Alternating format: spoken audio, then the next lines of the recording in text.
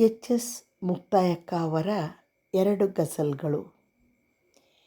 ಎದೆಯಾಳದಿಂದ ಬರುವ ಸುಂದರ ಕವಿತೆಯಂತೆ ಸಾವು. ಎಲ್ಲೋ ಮೆಲ್ಲನೆ ಸೂರ್ಯ ಕಿರಣ ಧರೆಯ ನಪ್ಪಿದಂತೆ ಸಾವು. ಕ್ರೂರಿಯಲ್ಲವದು ಬಿರು ಬಿಸಿಲಿನಲ್ಲಿ ಬೀಸುವ ತಂಗಾಳಿಯು.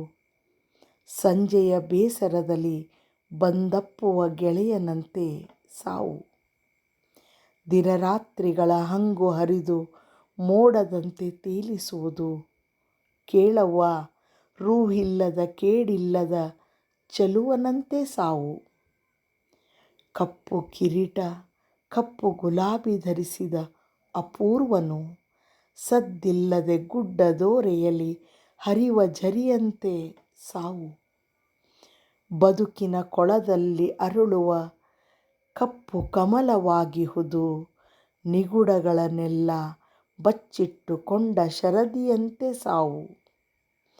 ಕತ್ತಲು ಕಣಿವೆಯ ರಾಜನಿಗೆ ಏಕೆ ನಾವು ಹೆದರುವುದು. ಕಮಲದೆಲೆಯ ಮೇಲೆ ನರ್ತಿಸುವ ನೀರ ಹನಿಯಂತೆ ಸಾವು. ಅದು ಅರ್ಥವಾದಾಗ ಮಾತ್ರ ಬದುಕು ಪ್ರಿಯವಾಗುವುದು. ಮುದ ನೀಡುವ ಹಾಡು ಮನವರಳಿಸುವ ಗಜಲಿನಂತೆ ಸಾವು. ಇನ್ನೊಂದು ಗಜಲ್. ಇನ್ನೂ ಇರುಳ ಕೇಶ ಕೆದರಿಲ್ಲ, ಆಗಲೇ ಹೋಗುವೆ ಎನ್ನುವೆಯಲ್ಲ. ರಾತ್ರಿ ರಾಣಿಯ ಗಂಧ ಪಸರಿಸಿಲ್ಲ, ಆಗಲೇ ಹೋಗುವೆ ಎನ್ನುವೆಯಲ್ಲ. ಚುಕ್ಕೆಗಳ ಕಂಗಳು ನಿದ್ದೆಯಿಂದ ಭಾರವಾಗಿಲ್ಲ, ಕನಸು ಕಂಡಿಲ್ಲ. ಬೀಸುವ ತಂಗಾಳಿಯಲ್ಲಿ ತಂಪು ಇಳಿದಿಲ್ಲ, ಆಗಲೇ ಹೋಗುವೆ ಎನ್ನುವೆಯಲ್ಲ. ಮಧುಶಾಲೆಯಲ್ಲಿ ಬಟ್ಟಲುಗಳು ಮಾತಾಡಿಲ್ಲ, ಕಂಬನಿ ತುಳುಕಿಲ್ಲ. ಈಗ ತಾನೇ ಸ್ವಸ್ತಿ ಹೇಳಿದೆಯಲ್ಲ, ಆಗಲೇ ಹೋಗುವೆ ಎನ್ನುವೆಯಲ್ಲ.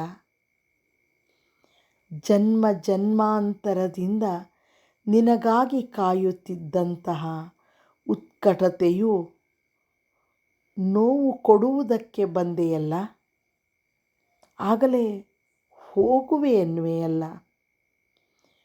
ಯಾಕೋ ಏನೋ ನೀ ಎದುರಿಗಿದ್ದರೂ ಮನದಲ್ಲೇನೋ ನೋವು ಮಿಡಿಯುತ್ತಿದೆ. ಏನೆಂದು ನೀ ಕೇಳಲೇ ಇಲ್ಲ, ಆಗಲೇ ಹೋಗುವೆ ಎನ್ನುವೆಯಲ್ಲ. ನಿನ್ನ ಕೆನ್ನೆಗಳಲ್ಲಿ ಬೆಳದಿಂಗಳು ನಗಲಿಲ್ಲ, ತುಟಿ ಹೂ ಬಿರಿಯಲಿಲ್ಲ. ಎದೆಯ ಮಾತು ಒಂದೂ ಆಡಿಲ್ಲ, ಆಗಲೇ ಹೋಗುವೆ ಎನ್ನುವೆಯಲ್ಲ. ನಗು ನಗುತ್ತ ಮಧುವ ಸವಿಯೋಣ, ಸುಖದ ಉನ್ಮತ್ತ ಬಾಗಿಲು ತೆರೆಯೋಣ. ನೋಡು ಚಂದ್ರನೂ ಇನ್ನೂ ಮುಳುಗಿಲ್ಲ, ಆಗಲೇ ಹೋಗುವೆ ಎನ್ನುವೆಯಲ್ಲ. ಧನ್ಯವಾದಗಳು.